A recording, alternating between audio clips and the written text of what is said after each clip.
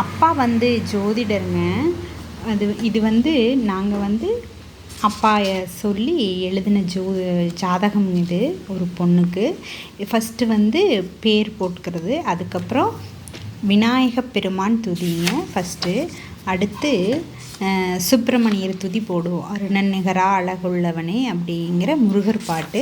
அடுத்தது வந்து கலைவாணி துதி. அது கலைவாணி சரஸ்வதி தான் கல்விக்கு கடவுள் இல்லைங்களா, அதனால கலைவாணி துதியை போடுறதுங்க. அடுத்தது குரு வணக்கம், அதாவது அப்பாவுக்கு சொல்லி கொடுத்த 2 பெரிய ஜோதிடர்களோட பேரும். அவங்க ஜோதிடர் 2 பேருங்க. அதில் ஒருத்தர் வந்து கணிதம் சொல்லி கொடுத்தவர். ஜோதிடமே வந்து கணக்கு தான் இல்லைங்களா, அதனால் அது வந்து அவர் வந்து திருமூர்த்தின்னு சொல்லி கோட்டூர் மலையாண்டிப்பட்டினத்தில் அப்பா வந்து படித்தாங்க. அது வந்து அவரோட பேர் வந்து திருமூர்த்தி. இன்னொருத்தர் வந்து கருப்பகவுண்டர் அப்படின்னு சொல்கிறதுங்க. அவரோட பேரும் இவரோட பேரும் 2 பேரும் போட்டிருப்போங்க. அவங்க தான் அப்பாவுக்கு குரு. அவங்க 2 பேரும் தான். அடுத்தது ராசி கட்டம்.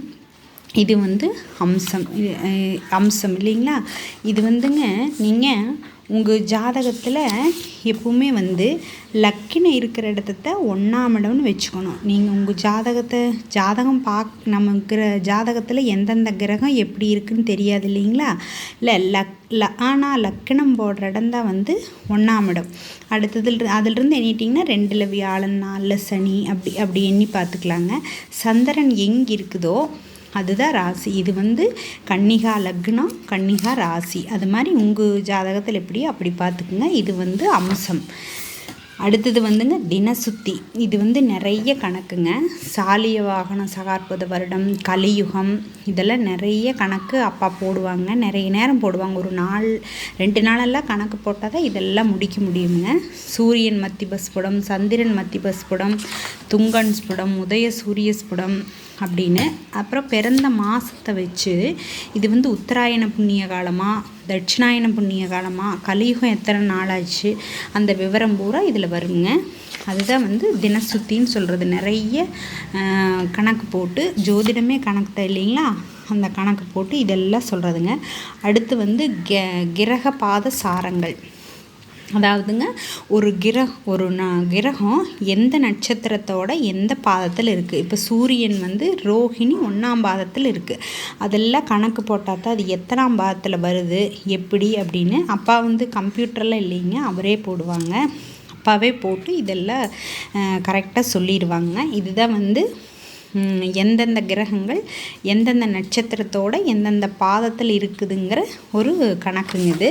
அடுத்தது வந்து இது ராசி, பாகை, கலை, விகலை.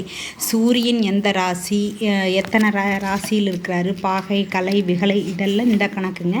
அடுத்தது இது ஆயுள் ஸ்புடங்கள்னு சொல்கிறது. தேகம், பிராணன், மிருத்து, நெறியானம், இதெல்லாம் வந்து ஆயுள் ஸ்புடங்கள். அடுத்தது தூமாதி பஞ்சக்கிரக ஸ்புடங்கள். தூமன், விதிவாதன், பரிவேடன், இதெல்லாமே கணக்குங்க. கணிதம் போட்டு இதெல்லாம் இது பண்ணுறதுங்க. அடுத்தது வந்து பாசகாதியர் ஸ்புடங்கள், கால தூதாட்கள் ஸ்புடங்கள். இதெல்லாம் வந்து ஜோதிடத்தில் பலன்களை சொல்கிறதுக்கு ரொம்ப முக்கியமான கணக்குங்க இதெல்லாம். அடுத்தது தசவர்க்கம்னு சொல்கிறது. சூரிய ஓரை, சந்திர ஓரை, ராசி, திரேகானம், திருமியாங்கிசம், சப்தமாங்கிசம், நவாங்கிசம், தசாங்கிசம், துவாதாங்கிசம், சோடுசாங்கிசம், சஷ்டியாங்கிசம், இதில் எல்லா கிரகங்கள் எங்கெங்கே இருக்குதுன்னு கணக்கு போடுவாங்க. இந்த கணக்கை வச்சு அடுத்தது இது வந்து கிரக சமய கவன அவஸ்தைன்னு சொல்கிறதுங்க. அதாவது இப்போ உங்களுக்கு வந்து சனி திசையில் சந்திரம்புத்தி நடக்குதுன்னு வச்சுக்கோங்களேன். அதில் இது வந்து ஔபாசனம், மங்கள யாத்திரை, எவ்வர்ணம்னு இருக்குது இல்லைங்களா சந்திரன். இது வந்து எவ்வர்ண அவஸ்தைன்னு சொன்னால் நல்லதுன்னு நல்ல பலனை கொடுப்பாங்கன்னு அர்த்தம். அது வந்து இந்த சமய கவன அவஸ்தையில் அந்த கிரகம் எப்படி இருக்குது அப்படிங்கிறத வச்சு அந்த பலனை சொல்லுவாங்க. அது வந்து கிரக சமய கவன அவஸ்தைங்க. அடுத்தது தேவாம்சம். இது வந்து ஒவ்வொரு கிரகங்களும் எத்தனை வர்க்கத்தில் எத்தனை எண்ணிக்கையில் இருக்குது. இப்போ சூரியன் 6, சந்திரன் 7, குரு 10 வர்றது ரொம்ப நல்லதுங்க. 6, 7, 8 இந்த ஒவ்வொரு வர்க்கத்துக்கும் ஒவ்வொரு பேர் கொடுத்துருப்பாங்க ஜோதிடத்தில். 6ஆக இருந்தால் பாராவதாங்கிசம், 7ஆக இருந்தால் தேவலோகாங்கிசம், 8ஆக இருந்தால் வைசேடியாங்கிசம், 9ஆக இருந்தால் ஐதராவதாங்கிசம், 10ஆக இருந்தால் தசவர்க்க யோகம். இந்த 9, 10 ரொம்ப நற்பலன்கள். அதாவது குரு புத்தி இதெல்லாம் வரையில் அந்த ஜாதகருக்கு வந்து நல்ல பலன்களை கொடுக்கறக்கு இதெல்லாம் ஒரு பெரிய காரணமாக இருக்குங்க. அதுக்கெல்லாம் இந்த கணக்கெல்லாம் போடுறது. அப்புறம் நட்பு, ஆட்சி, உச்சம், பகை. இதில் பகை, நட்பு, உச்சம் எதில் இருக்குது அப்படின்னு சொல்லி அந்த கணக்கு இதெல்லாம். அடுத்தது கற்பு நாள், நட்சத்திர பலன், லக்கின பலன், யோக பலன். இந்த கவி எல்லாங்க நிறைய நூல்கள், ஜோதிட நூல்கள் இருக்குது. இந்த கிரகங்கள் எப்படி இருக்குது, இந்த ஜாதகருக்கு என்ன யோகம் இருக்குது அப்படிங்கிறத பார்த்து இந்த பாட்டெல்லாம் எழுதுறதுங்க. நூல்களில் இந்த ஜாதகத்தில் எப்படி கிரகங்கள் அமைஞ்சிருக்குதோ, அதுக்கு என்ன யோகம் இருக்குதோ அதெல்லாம் பார்த்து அதுங்க இது. அடுத்தது பாவகங்கள். நம்மளுக்கு 12 1ஆம் இடம், 2ஆம் இடம், 3ஆம் இடம், 4ஆம் இடம்னு சொல்கிறோம் இல்லைங்களா? அப்படி 1ஆம் இடத்துலேருந்து 12ஆம் இடத்து வரைக்கும் ஒவ்வொரு பலனாக சொல்கிறதுங்க. ஃபஸ்ட்டு லக்னம், முதல் பாவகம் தான் லக்னம், அதை சொல்கிறதுங்க. அது என்னென்ன சொல்லுதுன்னு சொல்லியிருக்கிறாங்க இல்லைங்களா? அதில் கிரகங்கள் ஜாதகத்தில் எப்படி இருக்குது, அதுக்கு அது பாட்டு அதுக்கு தகுந்தது நூல்கள் இருக்கா அப்படின்னு தொழாவி அதை அப்பா சொல்லுவாங்க. இந்த ஜாதகத்தில் சுபர்தம் மனையிலேனும் சுபர் நவாங்கிசையிலேனும் சுபர்கள் திரேக்கானத்தேனும் சுபர்களாம் புகர்மால் பொன்னும் சுபரெனும் தியாமின்னோர் நோய் தோய்வரேல் சிசுவுக்காயில் சுபமதாய் நிலைத்து வாழும் துயருறாதென்னலாமே.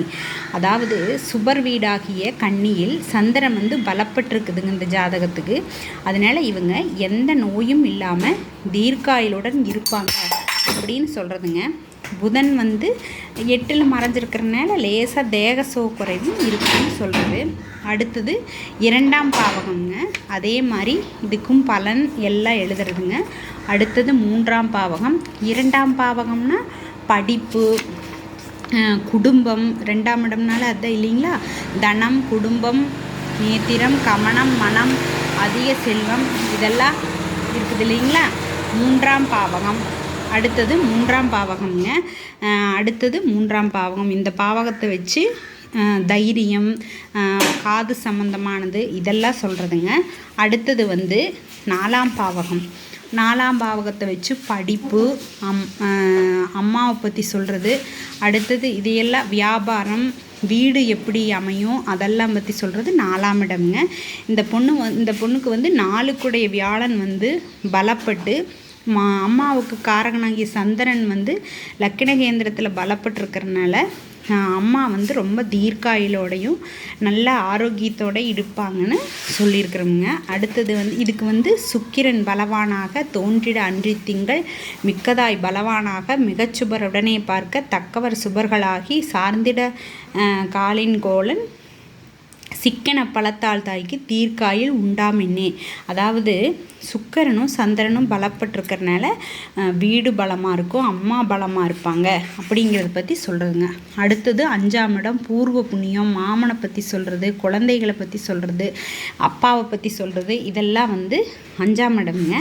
அடுத்தது 6ஆம் இடம். 6ஆம் இடம் நோய், எதிரிகள், இதெல்லாம் அடிபடுறது, இது எல்லாம் வச்சு சொல்கிறது 6ஆம் இடம்ங்க. 6க்குடைய சனி நல்லா இருக்கிறனால அரசியல் செல்வாக்கு, அனைவராலும் போற்றப்படுவள் அப்படின்லாம் இருக்குதுங்க இந்த ஜாதகத்துக்கு. அடுத்தது 7ஆம் இடம்ங்க. பெண்களுக்கு 7ஆம் இடம் கணவரை பற்றி சொல்கிறது, கல்யாணம், உறவினர்கள், வியாபாரம், அரசர் சன்மானம் இதையெல்லாம் பற்றி சொல்கிறது 7ஆம் இடம்ங்க. அடுத்தது 8ஆம் இடம். 8ஆம் இடம்னாலே பெண்களுக்கு மாங்கல்யம், ஆயுள் இதை பற்றி சொல்கிறது. ஆண்களுக்கு ஆயுளை பற்றி மட்டும்தான் சொல்லுங்க. பெண்களுக்கு மாங்கல்ய பலத்தையும் பற்றி சேர்த்து சொல்கிறது 8ஆம் இடம்ங்க. 8க்குடைய செவ்வாய் பலமாக இருக்குது. அடுத்தது அதுக்கு 8ஆம் இடம் பலமாக இருக்கிறதுனால அதுக்குண்டான பலன்களையெல்லாம் எழுதியிருக்குதுங்க. அடுத்தது 9ஆம் பாவகம். 9ஆம் பாவகம் தந்தை, தான தர்மம், கீர்த்தி, புகழ், தேவாலய பிரதிஷ்டை இதையெல்லாம் பற்றி சொல்கிறது 9ஆம் இடம்ங்க. அதுக்குண்டான பலன், அதுக்குண்டான கவி. நவமதுக்குடைய கோலன் நற்பலமாக வாழ அவருடன் சுபரும் கூட அல்லது சுபரே பார்க்க தவமுடைய ஆதியான சாத்திர ஞானமெல்லாம் இவனிடமாக வாழும் என்றனர் நூல்வல்லோரே அப்படின்னு 9க்குடையும் பலமாக இருக்கிறனால அதுக்குண்டான பலன் இருக்குதுங்க. 10ஆம் இடம் தொழில், எங்கே தொழில் செய்வாங்க, எப்படி இருப்பாங்க, உள்ளூரில் தொழில் செய்வாங்களா, வெளியூரில் தொழில் செய்வாங்களா, அது என்ன விதமான தொழில் அப்படின்னு சொல்கிறத 10ஆம் இடம்ங்க அதுக்கு உண்டானது. அடுத்தது 11ஆம் இடம் வந்து லாபஸ்தானம், வேளாண்மை, லாபம், அடுத்தது நல்லறிவு, மனதில் உண்டான துக்கம் தீருதல், ஆடைகள் அமையிறது, இதெல்லாம் வந்து 11ஆம் இடம்ங்க. அதை பற்றி எழுதுறது. அடுத்தது 12ஆம் இடம். 12ஆம் இடம் வந்து வெளியூரில் உத்தியோகம் பார்க்குறது, அப்புறம் சௌக்கியம், தான தர்மம், புண்ணியம் பண்ணுறது, நிறைய பரோபகாரம், இதையெல்லாம் பற்றி 12ஆம் இடம் சொல்லுதுங்க. 12ஆம் இடத்துக்கு அதுக்குண்டான பலனும் அதுக்குண்டான கவியும்.